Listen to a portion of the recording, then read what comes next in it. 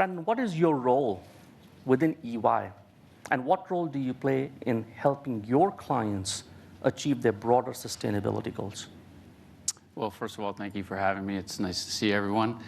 My role is I don't work for EY and our own individual sustainability goals. I help our clients on their sustainability goals. So I help them from everything from conducting materiality assessments to see what is material to their business as it relates to the environmental, social, and governance aspects of things. Help them set their commitments, whether they're net zero commitments, social impact commitments. We work in financial services in particular.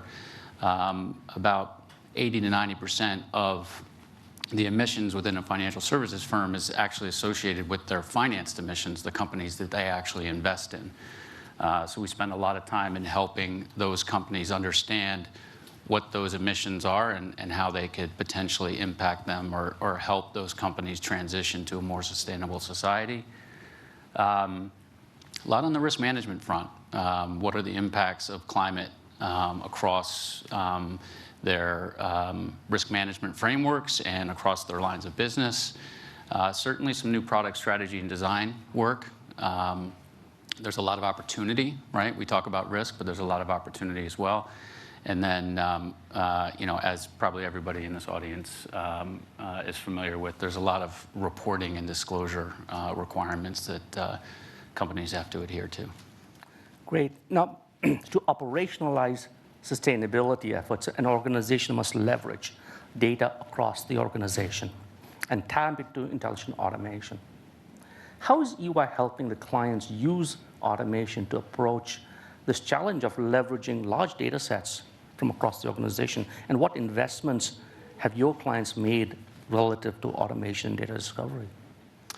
Yeah, I guess I think about it in three different ways and how we help our clients. First, how do you obtain the data and information that you need to make some of those business decisions? And unfortunately, not a lot of that information is publicly available. So, where it is publicly available, you can use intelligent OCR, NLP, and other things to go out and get it. There's plenty of data providers that do that for you. So there's different ways that you can do that. But then how do you use the data that you need across all of the various different business lines and everything else? So how do you disseminate that data for its use? And then ultimately, how do you make sure that you're capturing the right data and information to be able to report it publicly so that your key stakeholders can use that information to make other more informed decisions, whether it's for investment or other reasons? Great. And like you mentioned, there's a lot of data out there. And the key is to being able to use it effectively, to understand it, and to use it. Now, in order to help our clients meet their sustainability and ESG goals, today IBM announced a deeper integration between our signature solutions of Turbonomic and NVZ. Just as a background, Turbonomic is a capability which dynamically and automatically optimizes the IT data centers to optimize performance, reduce the consumption of IT, essentially reducing the runtime footprint. And NVZ is a market-leading product which is responsible for collecting, analyzing, and reporting on ESG data. So when we combine the two, the solution allows you to meet this low-hanging fruit of collecting, analyzing, and then operationalizing that information to reduce some of the carbon footprint. So if you were to approach this from a perspective of Chief Automation Officer, or someone with similar leadership responsibility, overseeing intersection of data, automation, sustainability, IT processes, what advice would you provide in evaluating such solutions? Yeah, you mentioned there's a lot of data out there. So I think what we found is, there's tons of information around environmental, social issues. So it's not necessarily the quality of data, it's the quantity of data, it's about the quality of the data and information. So a lot of times the first step is to really understand and inventory all the various different activities and data that you have that people are leveraging across your organization. And all of you probably are too familiar with the fact that a lot of organizations have a lot of different silos, and there might be data in one part of the organization being used for a specific purpose, but that information could be used in another part of the organization, and it's not just being leveraged the way that it should. So we're seeing a lot of organizations think about creating a data utility to really house what requirements are needed across the organization so that you're more efficiently using that data and information. A lot of times, the data you need is somebody else in the organization probably already has, right? So instead of going out and trying to get it yourself and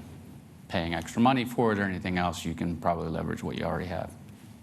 Now, that's a great point. I mean, the solution I just talked about, the NVZ suite collects data for a broad ESG and sustainability goal, and not necessarily just for IT usage. And here's an example of how we can help bridge the gap between that collection mechanism and IT to start off at one point. Now, as we close, I want to quickly call out that both EY and IBM have recently announced their commitment to address complex ESG challenges and drive value-led sustainability. And Brandon, I know you're as proud as I am to work for an organization that prioritizes ESG and sustainability as a corporate policy.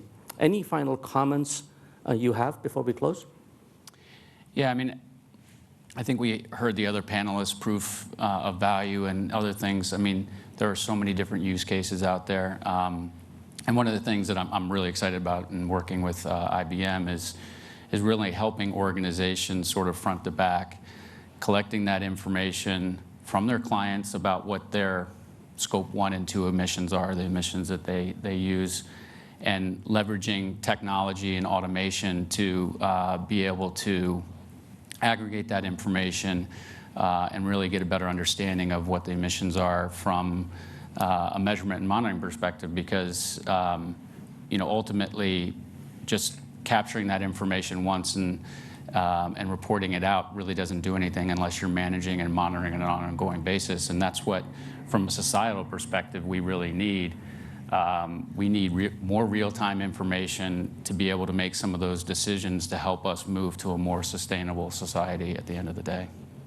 I'm really excited about this joint capability with leading climate change and sustainability services and technology from EY and IBM software. We are truly creating a set of frameworks and best practices and accelerators for decarbonizing a certain part of your organization, whichever you choose to begin with first. So I'm looking forward to greater collaboration between the two organizations. Thank you very much for your time and insights. Passing back to Ritika. Thank you. Thank you.